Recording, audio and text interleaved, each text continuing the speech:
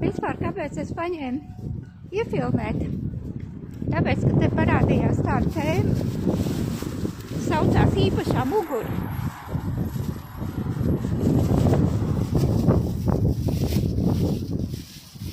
Paziņā iemetās mugurā tās sāpes. Tieši pa šeit te ir klusāks. Krika kaut kāda iemetās mugurā. Es noplātīju rokas, es teicu, neko nezinu, ko šādos gadījumos. Kā teikt, dara un ko vajadzētu darīt.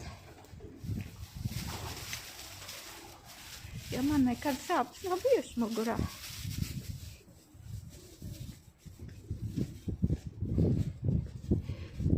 Tā paziņa teica, tev laikam ir īpašā mugura.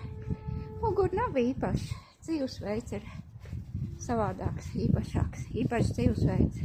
Tāpēc, ka es atrodu laiku, lai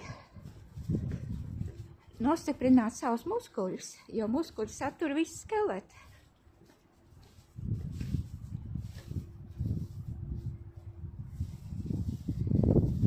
Kā tā mašīna te spēja iebraukt.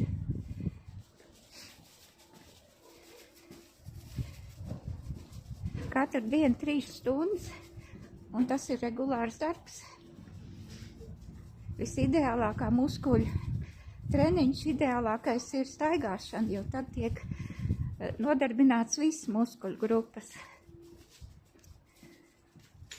Un es atrodu, kur staigāt. Vai tā ir pilsēta, vai tie ir lauki. Visu ziemas malku es uz rokām sanes mājās. Ar lielu prieku katru dienu 2 līdz 3 stundas obligāti, lai būtu fiziskā, kā teikt, treniņš fiziskais.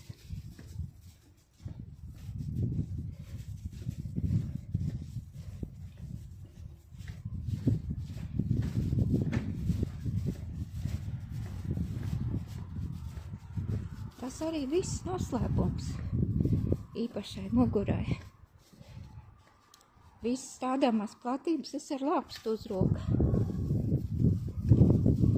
Meža ar mazo roku sāģīti izsāģēja krūmus. Mežā iztīrīja, sakrāva kaudzēs. Ar lielu prieku un labsajūtu, bet tas ir jādara regulāri, katru dienu. Nevis tā ar uzrāvieniem. Tad gan sabendēs muguru. Ja nedara un pēkšņi tā talkveidā.